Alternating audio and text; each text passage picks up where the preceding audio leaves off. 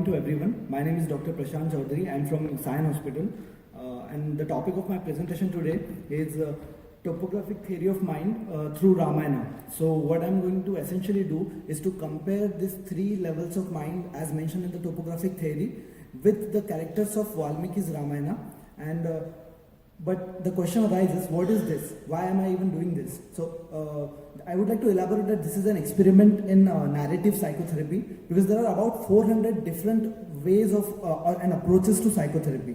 But a common principle which is involved is transaction of stories. We hear stories of the patients and we try to augment our clinical understanding with the help of those stories. Why do we want to know the story behind sadness or mood? Because that just helps us augment our clinical understanding. So, the common principle in any psychotherapy is exchange of stories. Purpose, people's interpretation of themselves actually is around the motif the culture forms. And in that culture, there are numerous stories. The metaphor here has a function that it allows us to understand and experience one thing in terms of something else.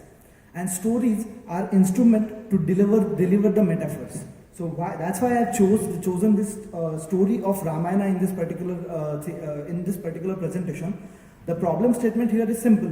Traditional forms of psychotherapy haven't been as successful in Indian population or the Southeast Asian population at large. So there are many studies which corroborate to this fact that I have given references to in this presentation. And these many studies, they have cited that there is underlying need for indigenous forms of psychotherapy.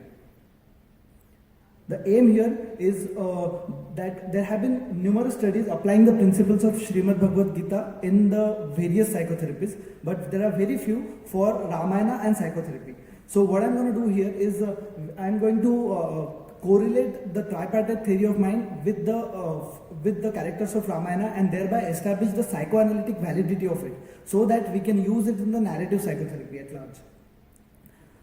All of us know about topographic theory of mind. It divides the mind into id, ego and superego. These three parts of mind, id represents instincts, superego represents morality, while ego is the connecting link between these two, which represents the reality principle. Id works for immediate gratification, it's instinctual, it's primitive, it has drives such as aggressiveness, hunger. Then we have superego. It is internalized ideals, judgments, ego ideal and conscience. Now that's all right, but what does that have to do with Ramayana? Why am I mentioning it over here? Now, to elaborate on that, I would like to say that although Ravan had 10 faces, Ramayana had about 400 different faces. So there are 400 different versions of Ramayana dating back to 2nd century BCE to very recently Ashok Banker's Ramayana series, and there are many children's books wherein Ramayana story is narrated and re-narrated. Now, what I would like to say here, there's a common theme in all these stories except barring few, that Ravan is represented as id, primitive, working on pleasure principle, wants immediate satisfaction, he has drives, he has hunger, he is aggressive, while Ram is seen as a superego, with morality, with ego ideal, conscience, who has his learned right and wrong. Now, so then what is ego here? What is ego in this particular story? So, I think ego is a rational moderator, works on reality principle and has many ego defenses. Sita represents the ego in this story. How is that so? Because Sita was captured by Ravan, captured by the id, and put through Agni Pariksha by superego. Like our superego makes us go for these guilt trips or something. So these guilt trips are what the superego made Sita go through Agni Pariksha, while Ravan wanted to capture the Sita. And Sita, the reality, the Sita, the ego, was trying to balance between these two opposing ends of the spectrum. Now, the thing is, Sita was a connecting link between id and the superego, and Sita was caught between this battle of id and superego. Sita was caught between this battle of Ram and Ravan. This story itself actually recreates this battle, this proverbial battle of id and superego in our mind through these different characters. So maybe in here what Valmiki tried to do was to just recreate that story in our own head, making us aware of our own id and our own superego in that process. Now, so metaphor here is that Ramayana intend to make us aware of our own battle in this process. So that with that I want to say that if that establishes that these characters of tripartite theory of mind, if they can be linked with the characters of Valmiki's Ramayana, maybe we can use these metaphors for application in psychotherapy. There are various forms of psychotherapy in which we give many examples. I'll just narrate few examples that we can use. One is Hanuman complex. There is an article written on it. So Hanuman complex, we can use it to tell the patient that as a psychotherapist, I am not trying to teach you anything new. I am not trying to instill a new principle in you. I am just trying to make you aware of your own weaknesses, your own strengths. And this Hanuman complex can also be used to train a psychotherapist by telling a psychotherapist that your job is to not create something new, but to just make patient aware and more accepting of his or her own weaknesses and strengths. Second is the concept of dharma. We can use it to tell the patient that there is a need to do one's duty in spite of the adjustment problems at the work, or the squirrel story.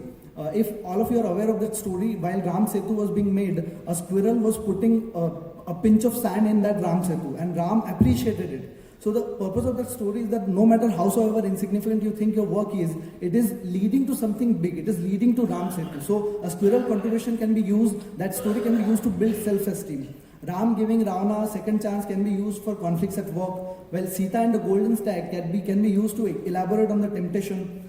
And there is this one, when Ram, Lakshman and Sita went to the Vanvas, went to the exile, and then Bharat came after them, Lakshman misinterpreted it. Lakshman thought that he is just coming after them so as to kill Ram, so that he will be the king forever. We can tell this story for objective evaluation of the stimuli, to not jump to the conclusions like the cognitive errors of the depression. And there are many more, and the list will be very exhaustive and beyond the scope of the one presentation. I just wanted to underline that we can use these stories to build the insight in patients. And there are studies that I would like to give references to. This study by K.S. Jacob and Gopal Krishna talks about Ramayana has psychotherapeutic wisdom. We can use these stories to tell the patients about the conflicts between two rights. This can be used to increase the insight and suggest alternate mechanisms of coping, because people are so aware of these stories.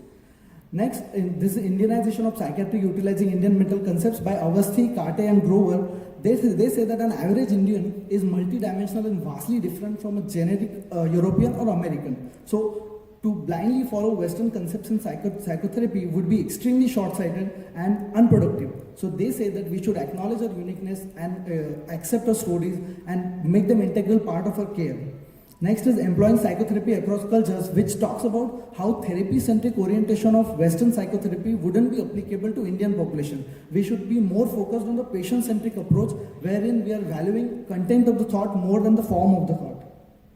Next is Indian perspective on psychotherapy. It talks about how there is a need to cross-fertilize this Western principles with the indigenous approaches in the psychotherapy, and there is a need to generate empirical evidence for indigenization of psychological treatment.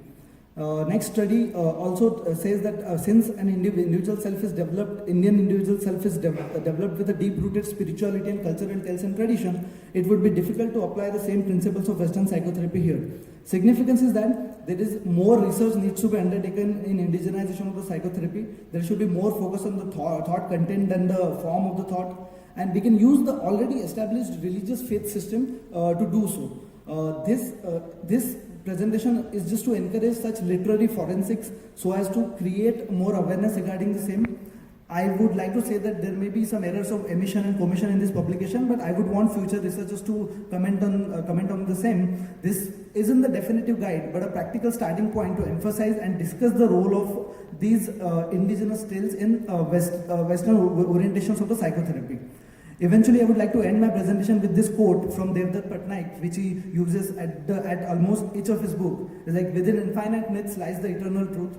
Who sees it all? Varuna has but 1,000 eyes, Indra 100, and you and I only 2. So this is Ramayana and psychotherapy presented through my own 2 eyes. Thank you very much. These are my references.